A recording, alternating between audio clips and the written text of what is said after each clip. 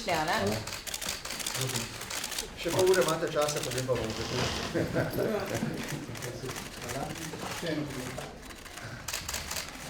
Saj se vidimo še na izjavi. Hvala lepa. Pa VIP vhod je imel, a ne? Hvala lepa vsem. Hvala lepa. Dober dan, gospe in gospodje. V veselje mi je bilo, da sem danes na neformalni pogovor in sprejem povabil novo izvoljeno predsednico Natašo Pirc Musar, ji čestital in zaželel uspešno delo. Če se bo gospa novo izvoljena predsednica strinjala, sva imela zelo prisrčen in ljubezniv pogovor. Upam, da bo tudi v prihodnje, vsaj tako sva se pogovarjala, najino sodelovanje, kolikor bo predsednica ocenila, da bi kakšenkrat kakšno moje mnenje ali svet prav prišel. Naj povem, da sva se sprehodila skozi nekaj vprašanj, katerih odgovori so pomembni za to, da lahko predsednica potem, ko bo prisegla 22.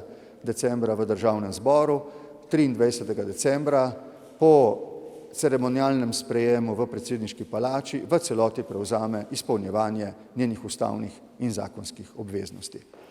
Glede na nekatere zapise v medijih sva posebej opozorila, da za razliko od vlade ali državnega zbora, kjer vlada nek tranzicijski čas pri prenosu pooblastil, tega pri prenosu pooblastil predsednika republike ni.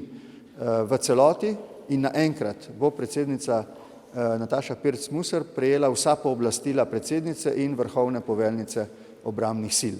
To se bo zgodilo 23. decembra. To pravim tudi zato, ker bo mogoče kdo od naših ljudi videl, da bo imel še kakšen obisk v tujini. Kot veste, je moja zadnja obveznost v tujini, uradni obisk na Hrvaškem, ali da bom obiskal seveda še kakšno od šol ali šel na kakšen občinski praznik. Vse to pa zato, ker so moje pristojnosti tako določene vse do 22. decembra. Naj povem, da sva se z novo izvoljeno predsednico dogovorila, da bosta moja generalna sekretarka urada Nataša Kovač in pooblaščenka gospe novo izvoljene predsednice pooblaščeni za to, da sprejmeta primopredajni zapisnik. Z naše strani je, koliko razumem, Nataša, vse urejeno.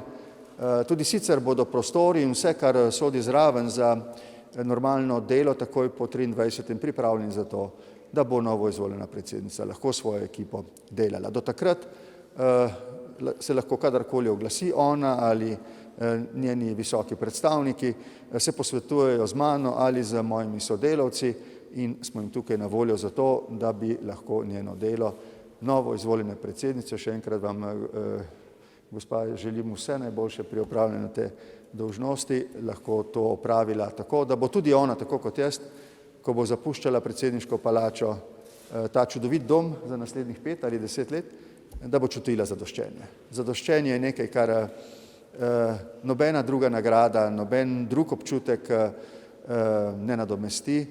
Človek potem takem v sebi čuti, ne glede na mnenja drugih, da je delo opravil tako, kot si ga je zastavil, da je zadovoljen, da morda vse ni bilo narejeno tako, kot si je sprva zamislil, ampak v glavnem pa ja, da je dosegel tisto, kar si je zadal. Vse to vam želim, spoštovana gospa novo izvoljena predsednica, da bi tudi vi čutili, ko boste končali vaš mandat. Prosim, imate besedo. Prosim. Spoštovani gospod predsednik Pahor, res najlepša hvala za ta prisrčen sprejem v predsedniški palači, ki bo, kot ste rekli, naslednjih 5 let moj prvi dom ali pa drugi, no saj vseeno. Izjemno prijeten, sproščen pogovor sva imela z gospodom predsednikom. Tisto, kar bi rada sama poudarila, za kar sem pravzaprav tudi najbolj hvaležna in vesela. Večkrat ste me slišali, da sem si zaželela, da se z vsemi nekdanjimi predsedniki lahko kadarkoli posvetujem, da mi bodo pomagali na tej novi poti. Gospod predsednik je seveda v to privolil, da bo podelil svoje 10-letne izkušnje na tej poziciji z menoj, kadarkoli bo potrebno. Dogovorila sva se tudi, da mi bo ne samo malce več, ampak precej več povedal o procesu Brdo-Brioni. To je nekaj, kar me res zelo zanima. Oba se zavedava, da je mir in stabilnost v tej regiji izjemno pomembna, ne samo za Slovenijo, ampak pravzaprav za celotno Evropo in Evropsko unijo, tudi za svet, če želite. Skratka, te razprave se z gospodom predsednikom veselim oziroma prenosa izkušenj in pogleda na to regijo, torej na Zahodni Balkan. Sama primopredaja bo potekala gladko, predsednik mi je povedal in verjamem seveda, da je tako, prepričana sem, da je tako, da je vse v predsedniški palači urejeno tako, kot se šika, tako, kot mora biti. Ne vem, se lahko verjetno poveva datum od 5. decembra naprej, bom počasi se seznanjala z vsem, kar me čaka. Tudi sama bi pa rada poudarila, do 22. decembra je seveda predsednik republike gospod Pahor, 23. je pa dan D, ko se bo nova funkcija, ko bom začela sama novo funkcijo opravljati v teh prostorih. Jaz bi se na tem mestu rada zahvalila vsem zaposlenim v uradu predsednika republike, tudi vsem tistim, ki bodo odšli z vami, gospod predsednik. Mnogi ste z gospodom predsednikom preživeli 10 let, ustvarjali to izjemno pomembno držo predsednika in ste bili vpeti predvsem v zunanjo politiko, kjer je predsednik Pahor res naredil veliko. Morda na tem mestu lahko povem še to, veliko sem se pogovarjala že z Slovenci v zamejstvu. Enega prvih intervjujev, ki ga bom dala v tem tednu, je ravno za RAI, Radio Televizijo Italija, za slovensko sekcijo. Gospod predsednik, vsi so z velikim spoštovanjem in občudovanjem govorili o tem, kaj vse ste za Slovence v zamejstvu naredili.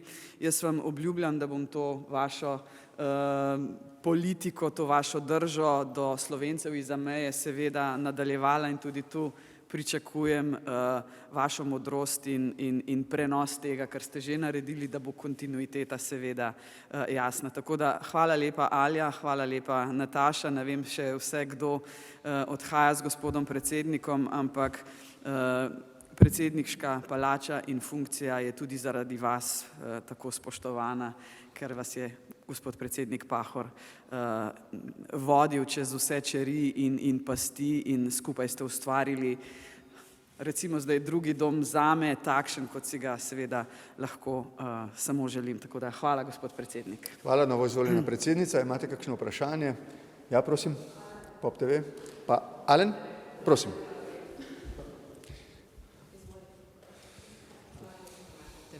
Pa morda vprašanje za novo izvoljeno predsednico in sicer torej omenili ste proces Brdo-Brioni, kaj pa so še tiste vprašanja, na katera mislite, da se boste pač po nasvet recimo obračali gospodu Pahorju, to je ena stvar. In pa druga stvar, omenili ste ta datum 5. december, kaj to pravzaprav pomeni, to nek delovni datum? Ne, nič, to je samo primopredajni zapisniki, ki se bodo od 5. naprej in tukaj ne predstavljam si, no verjetno ogromno enih dokumentov in zadev za prevzeti. Od takrat naprej bodo tisti iz moje ekipe malce več tukaj, jaz ne, ker res iz spoštovanja do funkcije gospoda predsednika želim, da 23. pridem, do takrat je res šef države, gospod Borut Pahor. Skratka, gre za te administrativne zadeve, nič drugega. Zdaj, kar se tiče še Brdo-Brioni, privolil je že, da se kmalu srečava, torej še pred prevzemom funkcije me je povabil na kavo, da se bo o tem pogovorila. Pogovarjala pa sva se, gospod predsednik, če lahko tudi dodam, o članstvu Slovenije kot nestalne članice Varnostnega sveta. Tu je predsednik Pahor že delal ogromno skupaj z Ministrstvom za zunanje zadeve, tako da tudi tukaj mi bo predal, kaj vse je že gospod Pahor na tem področju naredil in zatrdil je, da mi bo s svojimi poznanstvi in kontakti po svetu, ki jih ima, pomagal delati za Slovenijo tudi na tem področju naprej. Tudi sama si namreč želim, da Slovenija drugič postane nestalna članica Varnostnega sveta. No, ne, dodam, če smem, gospa novoizvoljena predsednica, da sva se odločila ob soglasju predsednika Van der Belna, da bo ob njegovem zadnjem uradnem obisku v Sloveniji v času, ko državo predstavljam jaz, v program vključena tudi novo izvoljena predsednica. Sicer v neformalni del, ker je tako prav, vendar si želim tudi jaz, da kolikor lahko prenesem moje odlične odnose z vrsto voditeljev v Evropi in po svetu, bom to z veseljem naredil in Van der Bellen je gotovo eden izmed njih. In zato bom seveda neizmerno hvaležna. Prosim. Iskrene čestitke najprej, gospa predsednica, za izvolitev. Gospod predsednik, v času vašega mandata ste ogromno storili za spravo. Te zadeve niste polemizirali, tudi niste polemizirali aktualnih političnih zadev. Kaj svetujete novo izvoljeni predsednici? In tudi, gospa predsednica, dobili ste 54% glasov, 46% volivcev, pa še boste morali prepričati, da ste res predsednica za vse. Kako boste to storili? Hvala lepa. Najprej, če sem res kaj uspel skupaj z številnimi deležniki v vladi, v parlamentu, zlasti pa med ljudmi, glede sprave, potem to vprašanje ne bi smelo biti več tako dramatično, tako ločevalno, kot je bilo do takrat, ko smo se glede tega leta 2013 začeli s tem ukvarjati. Sej, stvari so bile že v marsičem prej narejene, ampak leta 2014 smo se res zadali za to, da nekatere težke stvari opravimo od prekopa posmrtnih ostankov iz Hude jame do drugih simbolnih in stvarnih poprav krivic, vključno z spomenikom sprave v Ljubljani. Torej, če smo tukaj uspeli, potem novo izvoljena predsednica niti ne bi smela glede tega imeti zelo veliko novega dela, menim pa, da za voljo izkušenj, ki jih imamo Slovenci kot narodna skupnost, nikoli ne smemo podceniti ene nevarnosti in mislim, da se tukaj za predsednico zelo ujameva. Mi ne moramo odločati, Aleno, o celi vrsti velikih stvari v svetu sami. O eni stvari pa odločamo samo mi in to je, kakšni bodo odnosi med nami. V zgodovini smo se Slovenci že razšli in bili smo priča razkolu, ki smo ga potem skoraj 3/4 stoletja poskušali nekako ozdraviti. In ne v celoti, ker sprava je nek večen proces. In imeli smo osamosvojitev, kjer smo bili skupaj. Imamo obe zgodovinski izkušnji. Zdaj je potrebno za strpnostjo, sožitjem, z razumevanjem, za upoštevanjem tistih, ki mislijo drugače, nekako gojiti to kulturo, da si pripadamo in če bi se kadarkoli proti naši volji zgodilo kaj takega, kar bi bilo eksistencialnega pomena za naš narod, moramo biti skupaj. Moramo biti skupaj. In mislim, da bo tukaj novo izvoljena predsednica naredila zelo veliko. Prosim. Vam bom povedala en stavek. Slovenija ni volilni listič, Slovenija ni politična stranka. Slovenija je en tak čudovit mozaik različnosti, različnih ljudi, ki nas bogati, ta različnost.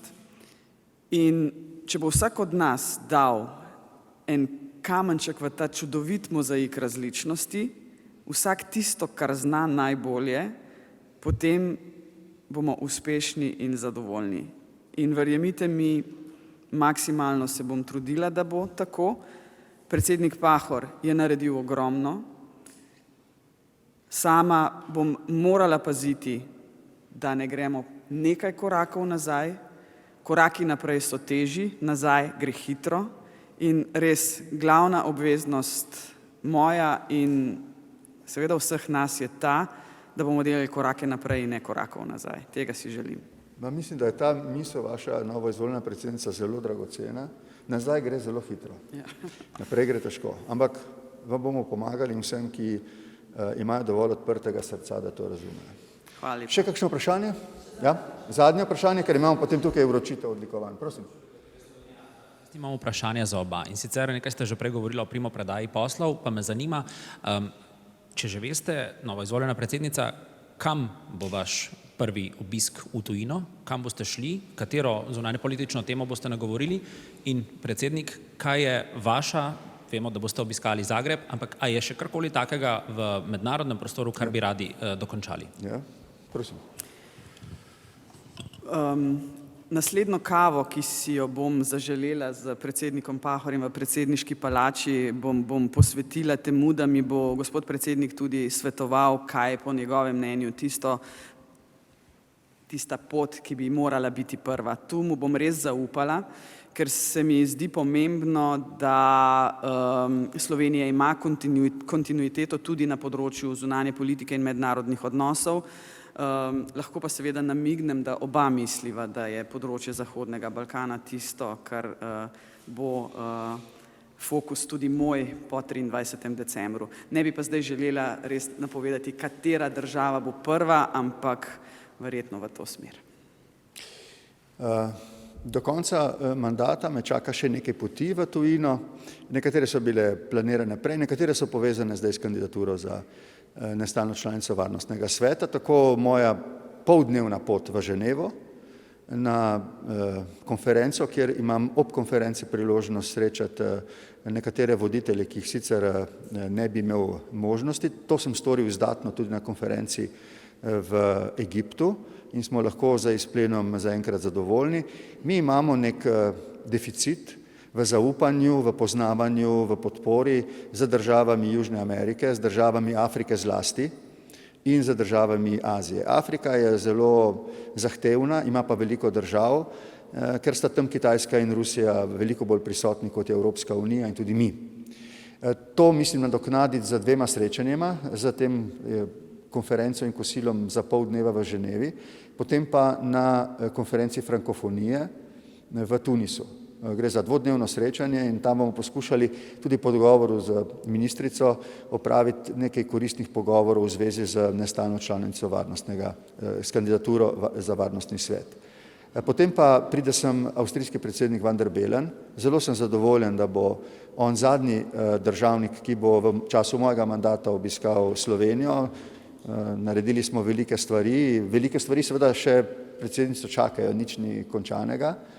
Vendar pa se mi zdi, da je bila obeležitev 100. obletnice, skupna obeležitev 100. obletnice plebiscita 100-letno dejanje, tako kot je bilo 100-letno dejanje vrnitev Narodnega doma, in da je opravičilo predsednika Van der Bellena v slovenskem jeziku nek kredit za dobre odnose v prihodnje. In mislim, da je v našem skupnem interesu, da se to neguje in zato sem zadovoljen, da je tudi novo izvoljena predsednica razumela privilegij, ki ga ima, da bo že v času mojega mandata udeležena v programu obiska Van der Bellena. No, moj zadnji uradni obisk v tujino je konec meseca na Hrvaškem. Gre izjemoma, mislim, da je to prvič, da bom šel 2 dni, tudi na željo gostitelja. Želimo poleg vseh običajnih stvari, ki sodijo v uradni obisk, imeti tudi poslovno konferenco in vrsto takih srečanj, ki želijo izraziti eno medsebojno naklonjenost, prijateljstvo, dobro sosedstvo, morda zlasti v tem času, ko Hrvaška vstopa v Schengen, v času, ko Hrvaška vstopa v evro in v času, ko še ni uveljavljen arbitražni sporazum. Mislim, da se je vlada odločila prav, da priloži našemu soglasju za širitev Schengena tudi enostransko izjavo, v kateri ponovno poudarimo naše pričakovanje, da bo z dvostranskim sporazumom odločba, sklep arbitražnega sodišča uveljavljen. Vem, da to nima neposrednih pravnih posledic za uveljavitev, vendar pa je to pomembno zlasti zato, ker se mi zdi enako koristno, da smo se odločili, da odpremo vrata za Schengen, da ne blokiramo Hrvaške, kajti to prvič ne bi prineslo dobenih rezultatov, pa znova vrnilo neko mentaliteto med oba naroda, ki smo jo komaj pozdravili z sporazumom leta 2009. No in zadnji obisk, naj povem, je sprejem vabila, prijaznega vabila predsednika Mattarelle v začetku decembra na obisk v Rim, na kosilo zaključno najino s predsednikom Mattarello, ne edino z njim, ampak naj jo pač povezujem malo več kot samo običajni državniški odnosi. Gre za neko prijateljstvo, ki je šlo skozi trnje in skozi glorijo tega časa in zdi se nama, da je prav, da se vsega tega malček spomnimo, predvsem pa, da pustimo naši naslednici, tudi obema vladama, jaz sem z predsednico vlade Melonijevo že govoril v Egiptu, da pustimo dediščino dobrega sosedstva, ki so jo dolžni razvijati naprej. Še kaj? Ja, prosim. Če ne boste zakazano stali tukaj na vročitvi odlikovanja. Samo to, zdaj v predvolilni kampanji je bilo nekako jasno, da vi vidite funkcijo predsednika vendarle nekoliko drugače. Rekli ste, da se boste večkrat oglašali, če bo to potrebno, pa me zanima samo, če ste karkoli danes rekla na to temo, oziroma da ste vi, gospod Pahor, dali na svet v smislu, ali pa, da ste ji rekli, recimo, vse boste videli, si boste že premislila. Zdaj nama je žal, da vaju nismo povabila zraven. Ja. Prosim. Ne, nisva absolutno nič govorila o tem. Veste, vsak ima na funkciji svojo dušo, svoj pogled. Tudi če bi hotela, ne bi mogla biti enaka kot gospod Pahor, kot gospod predsednik. Verjemite mi, da se zavedam odgovornosti, ki je naložena na moja ramena. Ne boste me poslušali vsak dan, to vam zagotavljam, premišljeno, trezno. Te modrosti bi se nekaj rada tudi nalezla, ja, od gospoda predsednika. Prav? Hvala lepa, predsednica. Ja. Vse prav. Srečno. Ja. 23.